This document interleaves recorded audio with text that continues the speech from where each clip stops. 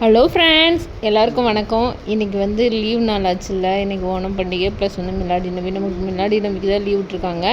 இந்த லீவ் ஓணம் பண்டிகை நம்ம பக்கத்தூர் பண்டிகை நாமளும் சேர்ந்து கொண்டாடுவோம் ஃப்ரெண்ட்ஸ். அதுக்காக வந்து எங்கள் ஊரில் வந்து வாட்டர் ஃபால்ஸ் எக்ஸிபிஷன் போட்டிருந்தாங்க. அதனால் வந்து இன்றைக்கி லீவுலாம் பசங்களை கூட்டிகிட்டு கிளம்பிட்டோம். ஒரே ஜாலியாக இருந்துச்சு, சூப்பராக இருந்துச்சு. அந்த தண்ணி கொட்டும் போது ரியலாக ஃபால்ஸில் இருக்க மாதிரி ஒரு ஃபீலிங்ஸ் இருந்தது. கொஞ்சம் பயமாகவும் இருந்தது. அச்சோ என்னடா நிறைய தண்ணியோ அப்படின்ட்டு. அதனால் நாங்கள் கால் வைக்கிறதுக்கே பயந்தோம். ஆனால் எல்லாருமே அழகாக கால் வச்சு விளையாடிட்டு இருந்தாங்க. நல்லா இருந்துச்சு. அந்த லைட் செட்டிங் தான் செம்மையாக இருந்துச்சு. அதுவும் போல் இன்றைக்கி வந்து அந்த நிலா வெளிச்சம் கூட சூப்பராக இருந்தது. ரொம்ப ரொம்ப என்ஜாய் பண்ணோம். ஆனால் என்ன ஒன்று, நிறைய கடை இல்லை.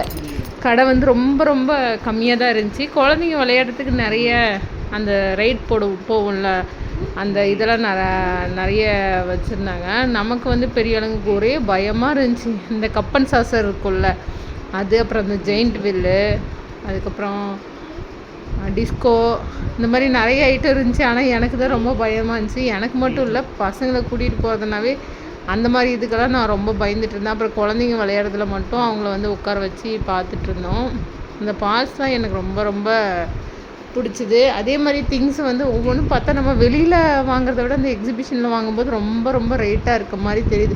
சின்ன சின்ன பொருளுக்கு நம்மளை வந்து கவர் பண்ணுறதுக்காக அவங்க வந்து எல்லாமே ஒரே விலை அப்படின்னு சொல்லி போட்டிருப்பாங்க. ஃபஸ்ட்டு கொடுக்கும்போது 30 ரூபா, 50 ரூபா, எது எடுத்தாலும் 80 ரூபா அப்படின்னு போட்டிருப்பாங்க. ஆனால் நம்ம போய் கேட்டால் தான் அப்போது ஒரு விலை சொல்லுவாங்க. அது பெரிய ஸ்கேம் தான். அதனால் அதெல்லாம் வாங்குறதுல சும்மா விண்டோ ஷாப்பிங் மாதிரி போய் உள்ளே போய் வெளியில் வந்துட வேண்டியதான் பார்த்துட்டு. இன்னும் இதே திங்ஸ் வந்து நம்ம கடையில் வாங்கினாவோ இல்லை சூப்பர் மார்க்கெட் இந்த மாதிரி இடத்துல வாங்கினாலோ இந்த ப்ரைஸை விட கம்மி தான். நாங்கள் கொண்டு வந்து விற்கிறனால விற்கலாம், ஆனால் அதிக ப்ரைஸாக இருக்க மாதிரி இருந்தது. அதனால் நான் பெருசாக எதுவும் வாங்கலை. அதே மாதிரி முன்ன எக்ஸிபிஷன்லாம் நிறைய கடை இருந்துச்சு, ஓவர் கடை இருந்தது. இதில் வந்து கைவிட்டு என்ற அளவுக்கு ஒரு 10 கடை கூட இல்லைன்னு நினைக்கிறேன், அந்தளவுக்கு தான் இருந்தது. ஆனால் எங்கே போனால் என்ன, என் பசங்களுக்கு வந்து நிறைய திங்ஸ் வாங்கணும். அதுவும் மெயினாக ஸ்டேஷ்னரி ஐட்டம் மட்டும்தான்.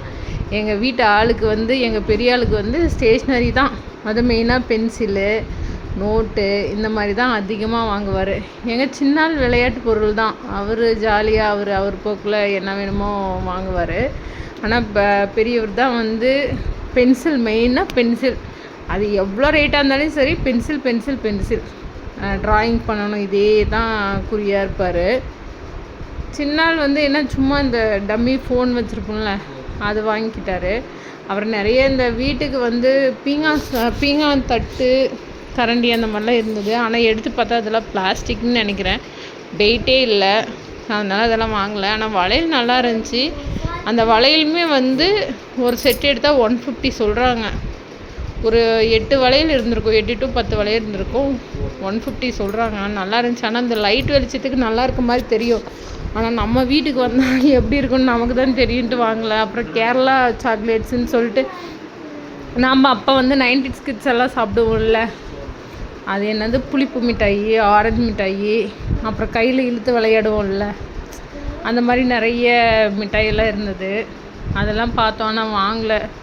ஏன்னா அப்போ சாப்பிட்ட ஞாபகம் தான், வாங்கி சாப்பிட்லான்னு தான் தோணும். நம்ம சாப்பிட்டா நம்ம குழந்தைங்களும் கேட்பாங்க. அவங்களுக்கு சும்மா எது வாயில் பட்டாலும் இனிப்பண்ணாவே சளி பிடிச்சிரும், அது இதுன்னு சொல்லிட்டு டாக்டர்கிட்ட அலைய வேண்டியிருக்கும். அதனால் பார்த்து தான் ஃபுட்டெல்லாம் அவங்களுக்கு கொடுக்க வேண்டியது இருக்குது.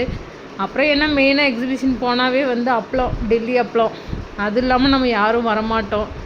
ஏன்னா பொட்டேட்டோ, என் சின்ன பையன் சொல்கிறா பொட்டேட்டோன்ட்டு, அந்த ஸ்ப்ரிங் பொட்டேட்டோ கொடுப்பாங்களா அதுதான். அவன் வந்து எதுவும் மேக்ஸிமம் சாப்பிட மாட்டான். இன்றைக்கி வந்து ரொம்ப ஆர்வமாக ஸ்ப்ரிங் பொட்டேட்டோ வாங்கினான். அப்புறம் ஆஸ் யூஷுவல் இந்த காலிஃப்ளவர் ஃப்ரையு, அப்புறம் பாவபாஜெல்லாம் விற்றாங்க, அதெல்லாம் நாங்கள் சாப்பிடல.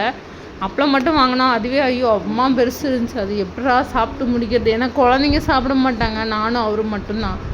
எப்படி சாப்பிட்றதுன்னு ரொம்ப ரொம்ப ரிஸ்க் எடுத்து தான் வந்து கொஞ்சம் கீழே போட்டு கொஞ்சம் மேலே போட்டு இப்படி தான் சாப்பிட்டுட்டு இருந்தோம். எங்கள் பெரியவர் தான் வந்து காலிஃப்ளவர் ஒரே என்ஜாய் பண்ணி சாப்பிட்டாரு. காலிஃப்ளவர்னால் அவருக்கு ரொம்ப பிடிக்கும். அப்பளமும் சாப்பிட்லாம், ஆனால் அப்பளம் வந்து கொஞ்சம் உப்பாக இருக்க மாதிரி இருந்தது. மேக்ஸிமம் உப்பாக தான் இருக்கும், ஆனால் இது ரொம்ப ரொம்ப ஹெவியாக இருந்த மாதிரி இருந்தது. அதனால் சரியாக சாப்பிட முடியல. எக்ஸ்ட்ரா நாங்கள் ஃபேமிலி ஃபுல்லாகவே எப்பயுமே போவோம். அந்த மாதிரி போயிருந்தோம்னா வந்து சரியாக போயிட்டுருக்கும். இந்த டைம் வந்து எல்லாருக்குமே ஏதோ ஒரு வேலை இருந்தது. ப்ளஸ் வந்து பசங்க ரொம்ப தொல்லை பண்ணிகிட்டே இருந்தாங்க, கூட்டிகிட்டு போங்கன்ட்டு. அதுக்காக தான் வந்து கூட்டிகிட்டு போனதே. பிள்ளைங்க இப்போ பெரிய பசங்களாயிட்டாங்க, எல்லாம் படிக்கணும் அப்படின்னு சொல்லிட்டு வரமாட்டேன்றாங்க. இவங்க ரொம்ப குட்டீஸாக இருக்கிறதுனால இவங்க வந்து ரொம்ப ஆர்வமாக கிளம்பிட்டாங்க. சரி என்ன வந்ததுக்கு ஃபேமிலியோட ஒரு ரைட் போகலான்ட்டு இந்த ட்ரெயின் மாதிரி போகும்ல, அந்த அது என்ன அது பேர் என்ன, அந்த ட்ராகனில் உட்காந்து போயிட்டு எங்களோட ட்ரிப்பை வந்து முடிச்சிட்டோம் ஃப்ரெண்ட்ஸ். ஓகே ஃப்ரெண்ட்ஸ், பாய்.